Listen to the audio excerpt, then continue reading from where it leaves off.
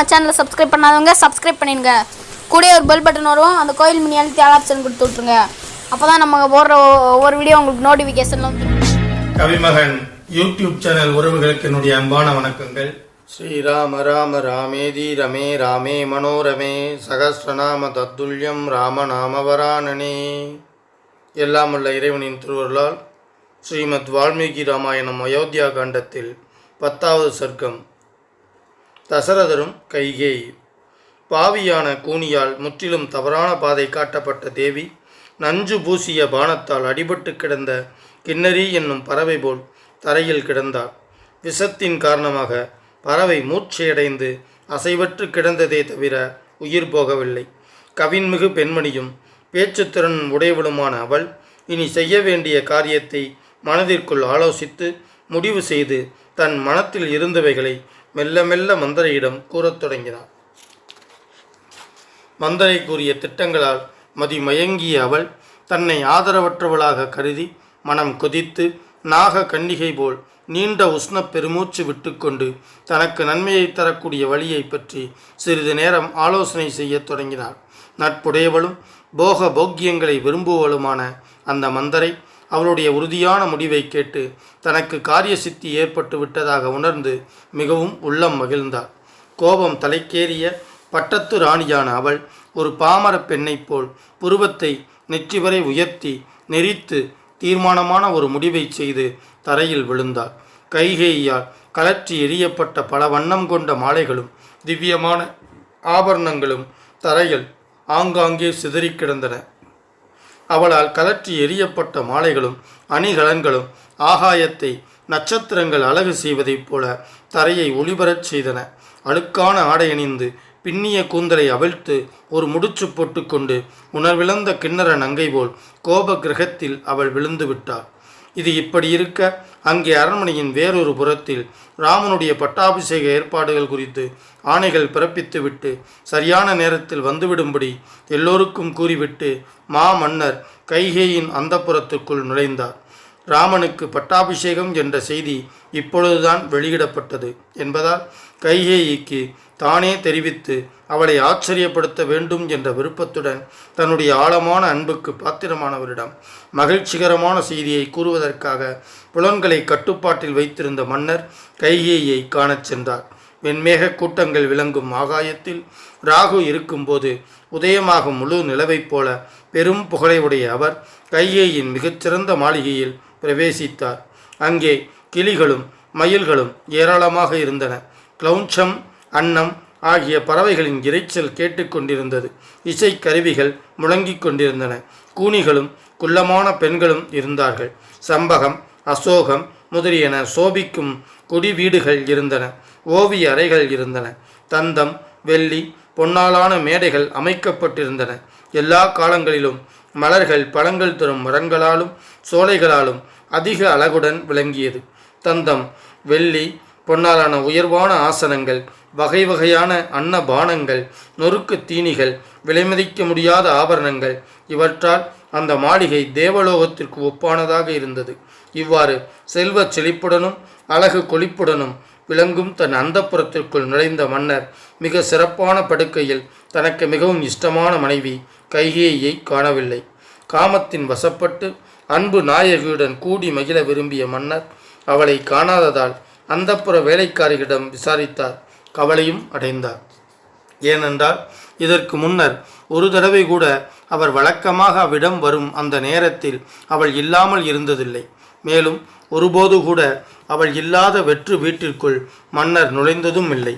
சுயநலத்தின் முனைப்பு கொண்டு அசட்டுத்தனமான ஒரு திட்டத்தில் அவள் ஈடுபட்டிருக்கிறாள் என்பதை அறியாத மன்னர் அவளுடைய தனி அறைக்கும் சென்று பார்த்துவிட்டு வழக்கம்போல் சேடிகளிடம் விசாரித்தார்.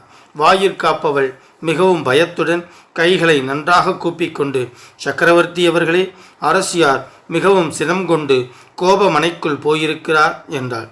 வாயிற்காப்பவளின் சொற்களை கேட்ட மன்னர் முன்னை காட்டிலும் அதிகமாக மனம் கலங்கி புலன்கள் துடித்து சஞ்சலப்பட மிகவும் வருத்தமடைந்தார்.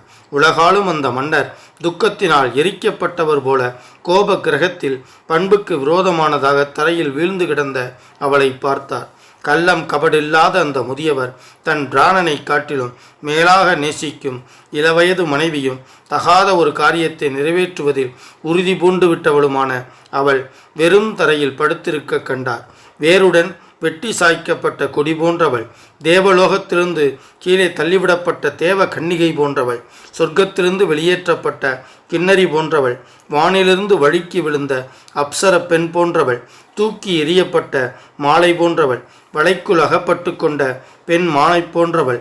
இவ்வாறு இருந்த அவளை காட்டில் வேடனால் நஞ்சு பூசிய அம்பினால் தாக்கப்பட்ட பெண் யானையை ஆண் யானை எவ்வாறு மிகுந்த பரிவுடன் தடவி கொடுக்குமோ அவ்வாறே அவளிடம் அதிகமான காமப்பாசம் கொண்டிருந்த அவர் இரு கைகளாலும் அவளை தடவி கொடுத்து கொண்டு அஞ்சி நடுங்கும் உள்ளத்துடன் தாமரை கண்ணாலான அந்த நங்கையிடம் சொன்னார், உனக்கு என்னிடம் கோபம் உண்டாகியிருக்கிறது என்பதை நான் அறியேன். தேவி, யாரேனும் உன்னை துச்சமாக எண்ணி பேசினாரா அல்லது எவரேனும் உன்னை நிந்தித்தாரா? கல்யாணி, இப்படி புழுதியில் படுத்து கிடந்து என்னை துக்கப்படுத்துகிறாயே. அன்புடையாளே, நான் உயிரோடு இருக்கும்போது நீ ஏன் தரையில் கிடந்து புரளுகிறாய்? என் மனத்தை தடுமாறச் செய்வதற்கென்றே உன் உள்ளத்தை ஏதோ ஒரு துர்தேவதை ஆட்டி வைக்கிறது. உன் உடலை நோய் ஏதேனும் வாட்டுகிறதா? என்னிடம் நிபுணர்களான மருத்துவர் இருக்கிறார்கள். அவர்களுக்கு வேண்டியன எல்லாம் கொடுத்திருக்கிறேன். எல்லா வகையிலும் மனதிருப்தி உள்ளவர்கள். அழகியே, உனக்கு என்ன நோய் என்று சொல், உன்னை அவர்கள் குணப்படுத்தி விடுவார்கள். உனக்கு பிரியமான எவருக்கேனும் ஏதேனும் உதவி செய்ய வேண்டுமா? அல்லது யாரேனும் உனக்கு குற்றம் செய்து விட்டாரா? எவனுக்கு இப்போது ஏராளமான நன்மைகள் செய்யப்பட வேண்டும் அல்லது யாருக்கு மகத்தான கெடுதல் செய்யப்பட வேண்டும்? தேவி, அழாதே, உன் உடம்பையும் இப்படி வாட்டி வதைக்காதே. கொலை தண்டனைக்கு உரியவனாகாத யாரேனும் ஒருவன் கொலை செய்யப்பட வேண்டுமா? அல்லது கொலை தண்டனை பெற்ற ஒருவன் விடுவிக்கப்பட வேண்டுமா? ஏழை ஒருவன் கொழுத்த பணக்காரன் ஆக்கப்பட வேண்டுமா? அல்லது செல்வம் படைத்த ஒருவன் பரம ஏழையாக்கப்பட வேண்டுமா? நானும் என்னை சேர்ந்தவர்களும் உன் வசத்தில் உள்ளவர்கள். உன் விருப்பத்திற்கு மாறாக நடப்பதற்கு நான் ஒருபோதும் துணியேன். நான் உயிர் பிழைத்திருக்க வேண்டுமென்றால் உன் மன விருப்பத்தை கூறிவிடு. என்னிடம் உனக்குள்ள உரிமையை அறிந்துள்ள நீ என்னை பற்றி சந்தேகப்படலாமா? நான் என்னுடைய புண்ணியங்களின் மேல் ஆணையிட்டு கூறுகிறேன், உன் விருப்பம் எதுவோ அதை நிச்சயமாகச் செய்வேன். சூரிய சக்கரம் எதுவரையில் சுழல்கிறதோ அவ்வளவு தூரத்திற்கு இடைப்பட்ட பூமி என் ஆளுகைக்கு உட்பட்டது. மிக பழமையான சிந்து, சவீரம், சௌராஷ்டிரம், தென்பகுதியிலுள்ள நாடுகள், வங்க, அங்க, மகத, மத்ஸ்ய, காசி, கோச்சலம் ஆகிய செழிப்பான நாடுகள் என் ஆதிக்கத்தில் உள்ளன. கைகேயி, அந்த நாடுகளில் அநேக பண்டங்கள், தன தானியங்கள், ஆடு மாடுகள் தனிச்சிறப்புடன் இருக்கின்றன. அவைகளில் எவையவை உனக்கு விருப்பமோ அவைகளை கேள். அஞ்சும் இயல்புடைய பெண்ணே, எழுந்திரு, எழுந்திரு. எதனால் உனக்கு மனத்தளர்ச்சி? அழகியே, தெளிவாகச் சொல். எதை கண்டு உனக்கு பயம் வந்தது? சூரியன் பனிமூட்டத்தை அழித்து விடுவதைப் போல நான் உன் சோகத்திற்கான மூல காரணங்களை அழித்து விடுவேன்.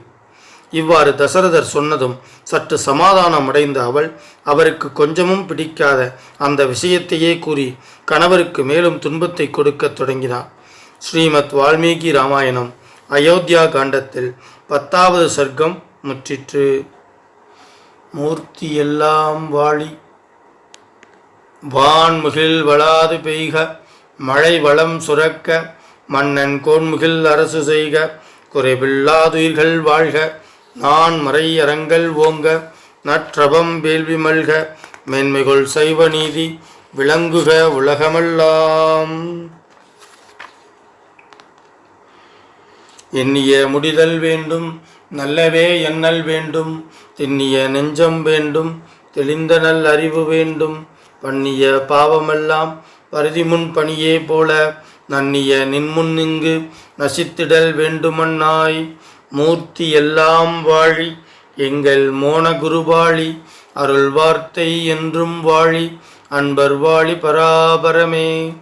ஓம் சாந்தி சாந்தி சாந்தி. அரிசிபோ.